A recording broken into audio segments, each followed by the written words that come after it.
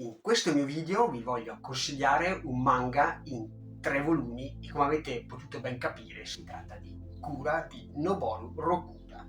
Come spesso ci è abituato nei suoi manga, il mangaka ci parla sì dello sport, un esempio su tutti è il suo capolavoro F Motori in pista, ma soprattutto usa questo strumento per parlarci di altro.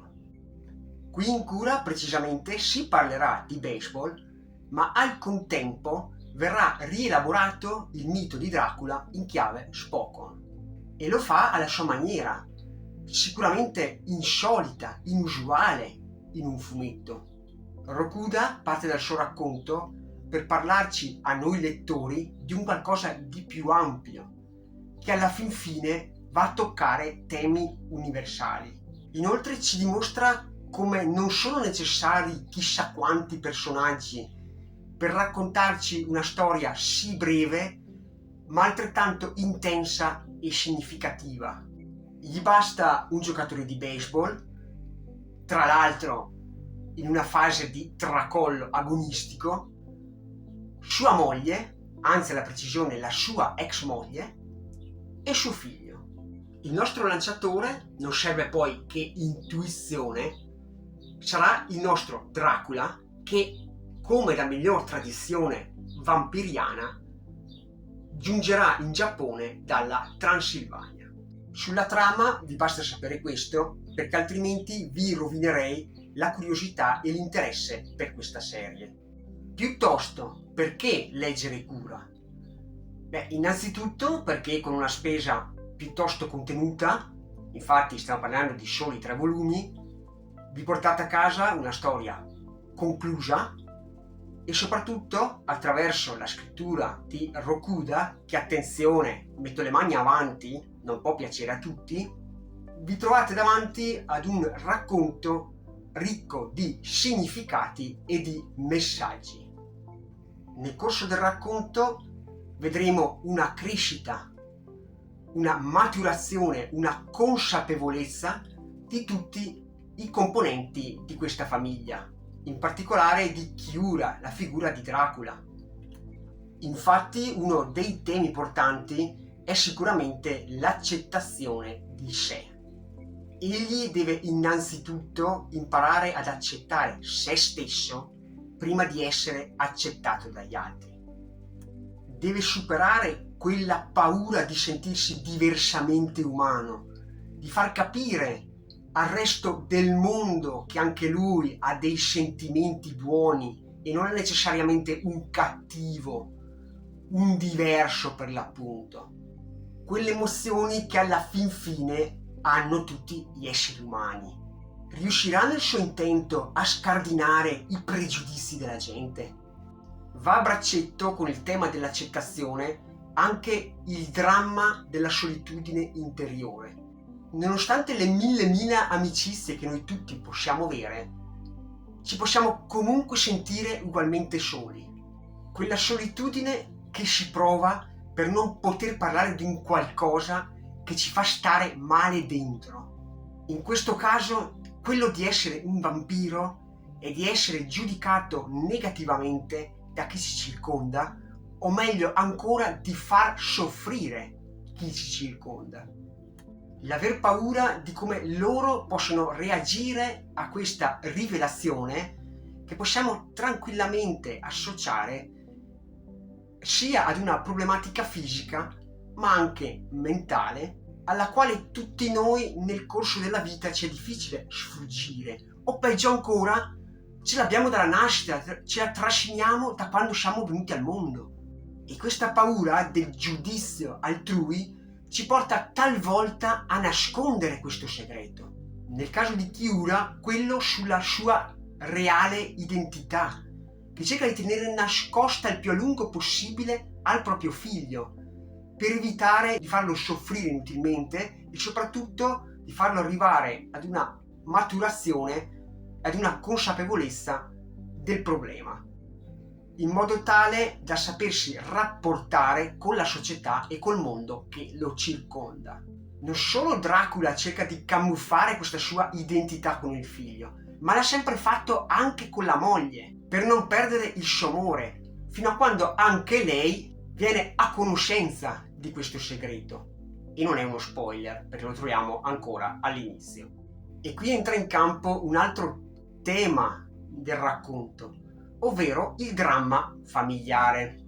In questo caso dell'essere un vampiro, che possiamo generalizzare con qualsiasi problematica all'interno di un ambiente familiare. Ed è proprio questo relazionare che spesso o talvolta ci porta ad avere delle incomprensioni, a farci delle idee sbagliate, a non capire il perché di alcune scelte, finendo per perdere di credibilità, come accade al nostro Kiura, messo in discussione più volte dalla stessa moglie. Va da sé che, come nel caso del nostro protagonista, ma anche nella vita di tutti i giorni, non possiamo nascondere per sempre un segreto, perché prima o poi verrà a galla. Anche involontariamente compieremo sempre un qualche errore che ci toglierà quella maschera e farà capire realmente chi siamo. Se abbiamo fatto delle azioni positive, tenuto nascosto il nostro segreto in buona fede, allora non avremo conseguenze. Ma se questo segreto verrà giudicato negativamente, le conseguenze potrebbero essere molto peggiori, come nel caso di Kiura. La moglie ha deciso di separarsi, ed ecco che qui allora si presenta un altro tassello nel manga. Chi sono le vere vittime di tutto ciò? È risaputo che solitamente a soffrire sono i figli, e qui Rokuda dà ampio spazio anche al figlio di Dracula, alle sue sensazioni, al suo modo di vedere i propri genitori, del non capire e del non tollerare perché la madre se ne sia andata via. La loro relazione sarà messa a dura prova dal segreto del padre e dalle sfide che suo figlio dovrà affrontare a causa della sua discendenza vampiriana. Il manga esplora con profondità i sentimenti di amore, di protezione e di sacrificio che legano i due protagonisti. Non mancheranno anche alcune riflessioni sul tema della vita fatte proprio dallo stesso Kiura. Che valore diamo noi alla vita di un essere umano?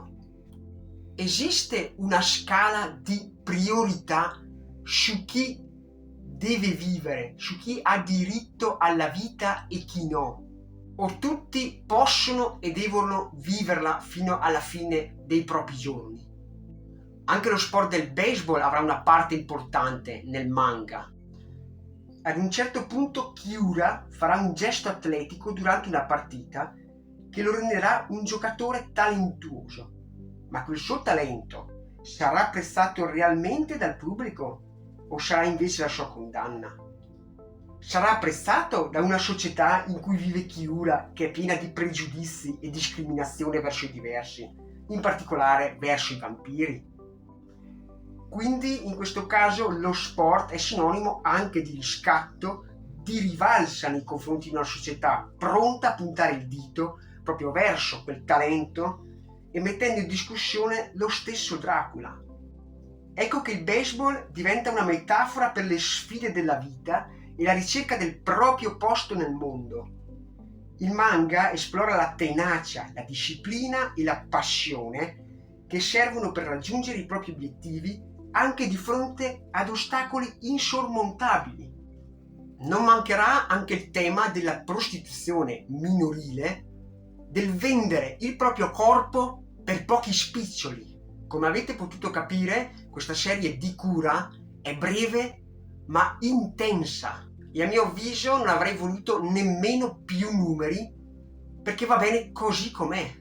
La trama, come molti sostengono, a mio avviso non è stata velocizzata e ad un certo punto non ha cambiato direzione, si è sempre mantenuta coerente con i messaggi che Rokuda ci ha dato sin dall'inizio, sin dalle prime battute di questa storia. Ed è proprio per questi messaggi, queste frecciatine, che anche il finale lo ritengo soddisfacente, in linea con tutto ciò che è stato raccontato fino a quel momento. Il manga, devo dire, scorre via anche abbastanza bene, ma come sapranno i lettori di Rokuda, non ha una scrittura particolarmente asciutta e in alcune parti può risultare piuttosto pesante e lenta, soprattutto riferendomi qui a Kura, quando ci sono le partite in cui, oltre al dialogo dei personaggi, troviamo anche la telecronaca del match. Interessante anche i pensieri ed i dialoghi che intercorrono tra i personaggi, che più volte si interrogano se stanno facendo o meno la cosa giusta. E nonostante la brevità della storia, Rokuda, devo dire, che è riuscito a dare il giusto spazio a tutti i personaggi. Non ci sono particolari colpi di scena, tuttavia questa lettura mi ha sempre lasciato quella voglia e quell'interesse di capire come lo avrebbe fatto finire questo Kura. Come è intuibile dal racconto, noi capiremo già in anticipo alcune pieghe che prenderà la storia, perché conserva per l'appunto quei cliché tipici della tradizione vampiriana. Bene, un saluto e alla prossima!